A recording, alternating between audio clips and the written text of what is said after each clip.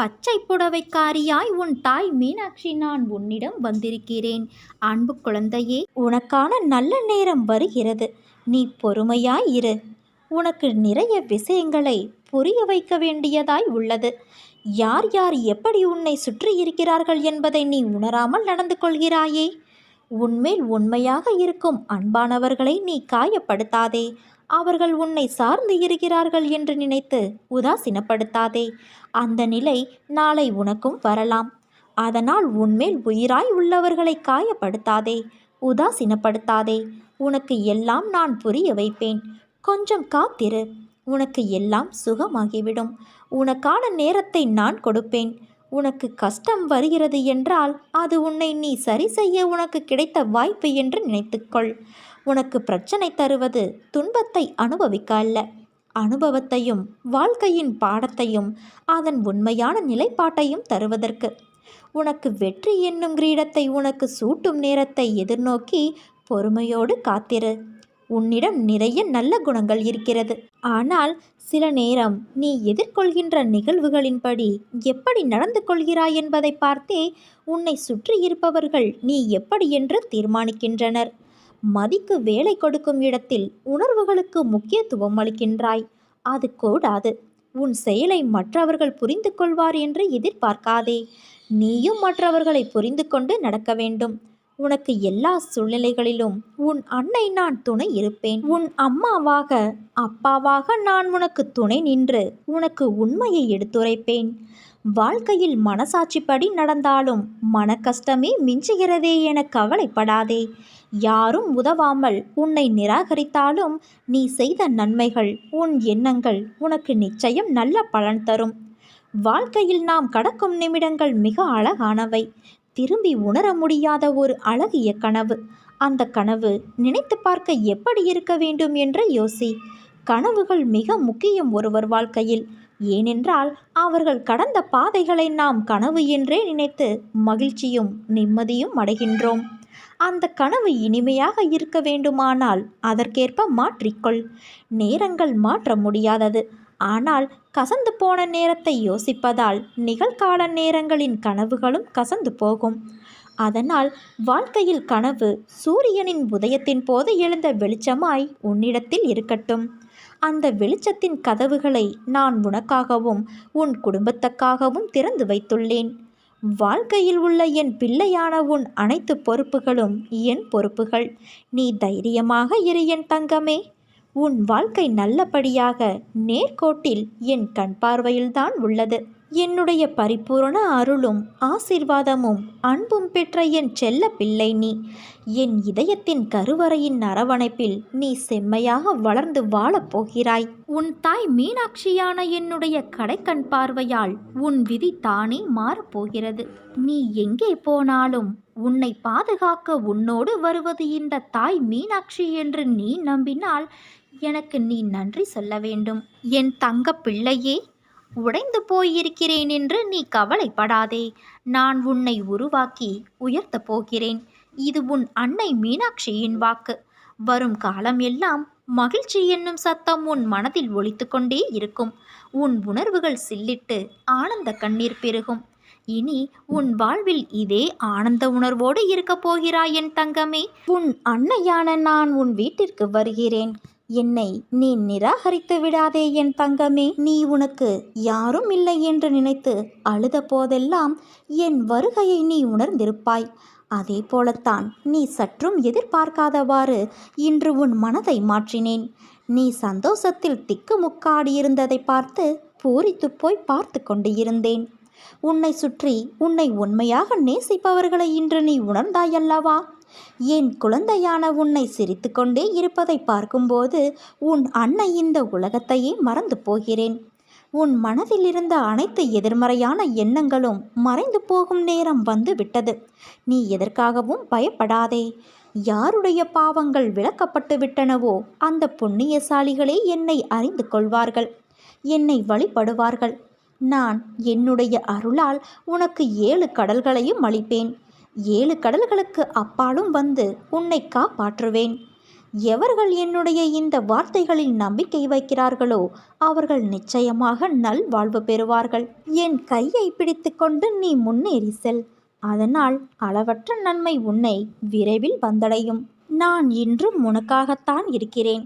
நீ என்ன வேண்டுகிறாயோ அதையெல்லாம் நிறைவேற்றி உன் கண்கண்ட தெய்வமாக திகழ்ந்து கொண்டு இருக்கிறேன்.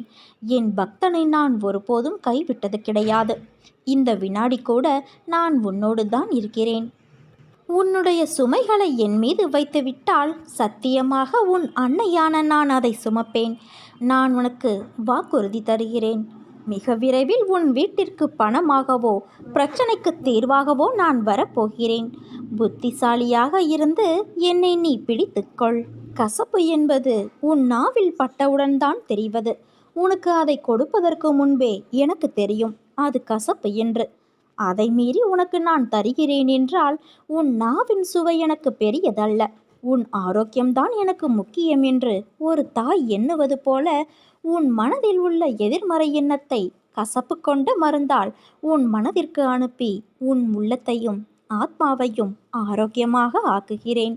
உன் வாழ்க்கையில் ஞானத்தின் பாதையில் தேடுதலை நீ கொண்டுள்ளாய். அதை உனக்கு வழிமுறைக்கு எல்லா பயிற்சிகளையும் நான் கொடுப்பேன். என் மொத்த பொறுப்பாக நீ இருக்கிறாய். என்றும் என் திசையிலிருந்து நீ விலக மாட்டாய் என் செல்வமே.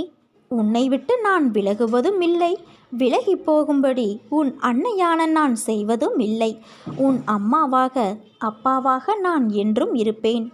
இரவுக்கு பின் பகலை தருகின்ற இறைவன், குளிருக்கு பின் வெயிலை தருகின்ற இறைவன் நிச்சயம் ஒவ்வொரு துன்பத்திற்கு பிறகும் இன்பத்தை நிச்சயமாக தருவான். வாழ்க்கை எல்லா நாளும் ஒரே மாதிரி இருப்பதில்லை. இன்பமும் துன்பமும் மாறி மாறி வரும். ஆனால் எந்த சூழ்நிலையிலும் என் பிள்ளை நீ எப்படி என்னை விட்டு விலகுவது இல்லையோ அதே போல நானும் உன்னை விட்டு விலகுவது இல்லை. நீ என்னை மறந்தாலும் பிள்ளையே உன் வேண்டுதலை நான் மறப்பது இல்லை. சரியான காலத்தில் எல்லாம் நிறைவேறும். நீ நம்பிக்கையோடு இரு. உன்னை அழச் செய்தவர்களின் நாட்டம் அடங்கப் போகிறது. உன் கவலைகள் யாவும் மகிழ்ச்சியாக மாறப்போகிறது. உன்னை ஏளனமாக பார்த்து நகைத்தவர்கள் முன்னிலையில் நீ கொடியாய் உயர்ந்து நிற்கப் போகிறாய் என் தங்கமே. நீ நிம்மதியோடு மகிழ்வான மனநிறைவான வாழ்க்கையை வாழப்போகிறாய். உன் அன்னையான நான் உன்னை என்றும் திசை மாறவிட மாட்டேன். நீ என் உயிராய் இருக்கிறாய். எப்போதும் என் பிள்ளையாய் இருப்பாய். உன் வாழ்க்கையில் முன்னேற நிச்சயம் உன் அன்னை நான் உனக்கு வழி காட்டுவேன். அதில் நிச்சயமாக நீ பயணிக்கப் போகிறாய். வெற்றியும் அடையப் போகிறாய். இது உன் அன்னையான என் சத்திய வாக்கு. சிறிது காலமாக உனக்குள் இருந்த மனப்போராட்டத்திற்கு விடை கிடைக்கும் நேரம் வந்தது என் தங்கமே. எதை நோக்கி நீ என்னிடம் வேண்டி நின்றாயோ அதை உனக்கு நான் அள்ளி அள்ளி தரப்போகிறேன். பெற்றுக்கொள்ள நீயும் தயாராக இரு. பெற்றுக்கொண்டு என்னை பார்க்க நீ விரைந்து வா. வாழ்க்கையில் கஷ்டங்கள் வந்து உன்னை ஸ்தம்பித்து விட்டதாக உணர்கிறாயல்லவா? ஆனால் அது உன்னையும் உன் வாழ்க்கையையும் நல்ல திசையில் போக காரணமாயிருந்தது. நீ போகும் பாதையில் முட்கள் உன்னை குத்தி வழி கண்டது என நினைப்பது சரிதான். ஆனால் அந்த முட்கள் உன் கால்களில் குத்தாவிட்டால் நீ மேலே நிமிர்ந்து கொண்டேதான் நடந்திருப்பாய். கீழே குனிந்து பாதை எப்படி இருக்கிறது என்று பார்த்திருக்க மாட்டாய். முட்கள் குத்தியதால் தான் அந்த இடத்திலிருந்து உன்னையும் உன் பாதையையும் நீ கவனிக்க ஆரம்பித்தாய். முட்கள் சிறு வழியை ஏற்படுத்தியிருக்கலாம். ஆனால் அது நீ பயணிக்கும் பாதை எப்படி இருக்கிறது என்று சோதித்து பார்க்கும். கீழே படுகுழியும் இருக்கலாம் என்று அந்த சிறு முட்கள் மூலம் உன் அன்னை நான் காண்பித்தேன். நீயும் அதன் உட்கருத்தை புரிந்து கொண்டாயல்லவா? உன் வழி என்பது உன்னுடைய அகமும் புறத்தையும் சுத்தப்படுத்தத்தான். அது ஒரு நாளும் உன்னை துன்பத்திற்காக ஏற்படுத்தியதல்ல. அதனால் எல்லாம் சரியாகிவிடும். உன் குடும்பத்தோடு நான் என்ற உன் அன்னை இருக்கிறேன். நீ என் பரிபூரண அருளும் அன்பும் ஆசிர்வாதமும் பெற்ற என் செல்ல பிள்ளை. வாழ்க்கையில் வெற்றி பெற்றே தீருவேன் என்று இருக்கும் நீ ஏன் அடிக்கடி நம்பிக்கையில்லாமல் உன் கடமைகளிலிருந்து பின்வாங்குகிறாய்? வாழ்வில் பிரச்சனைகள் வரத்தான் செய்யும். அதற்காக எந்த காரியத்தையும் தள்ளி போடாதே.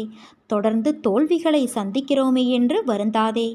விளைநிலமானாலும் அதை உழுதால்தான் பயிரிட முடியும். அதைப்போல வாழ்வில் தடைகளை எதிர்கொண்டால்தான் வெற்றி பெற முடியும்.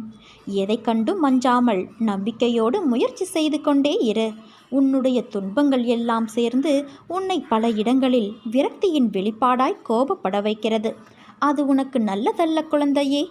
கோபம் ஒருவரை வாழ வைக்க வேண்டுமே தவிர வீழ்த்தி புண்படுத்தக்கூடாது. எனக்கு எதிராக தவறு நடக்கும்போது எப்படி கோபப்படாமல் இருப்பது என்று நீ என்னை பார்த்து கேட்பது புரிகிறது. கோபம் நல்லதுதான். ஆனால் அதை இடம் பொருள் உணர்ந்து வெளிப்படுத்தினால். கோபம் நெருப்பு போன்றது. நெருப்பு விளக்கேற்றவும் உதவும், அதே சமயம் வீட்டை எரிக்கவும் செய்யும்.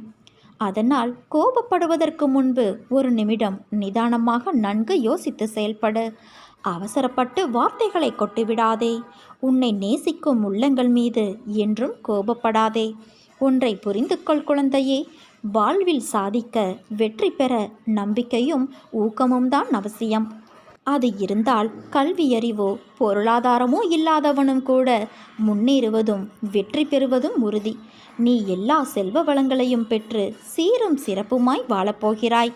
அன்பு குழந்தையே, மற்றவர்கள் உன்னை எத்தனை வழிகளில் வசைப்பாடினாலும் கண்டனம் செய்தாலும் நீ எதிர்த்து கசப்பாகவோ மனம் புண்படும்படியாகவோ பேசாமல் பொறுமையோடும் அமைதியாக இருந்தாய். உன் மனதை ரணப்படுத்திய சில தோல்விகளும் அவமானங்களும், அதை நினைத்தால் இன்றும் கண்ணீர் வரும். கவலைப்படாதே என் தங்கமே. உன் இதயத்தின் சத்தம் எனக்கு நன்றாக கேட்கிறது. நீ வடித்த கண்ணீரும் நீ பட்ட அவமானங்களும் நீ பெற்ற விருதுகள், நாளைய வெற்றியின் உரங்கள். நான் உன்னுடனே இருந்து உன்னை காப்பேன். இது உன் அன்னை மீனாட்சியின் என் சத்திய வாக்கு. நீ நம்பிக்கையோடு இரு. நல்லதே நடக்கும். நல்லது மட்டுமே நடக்கும்.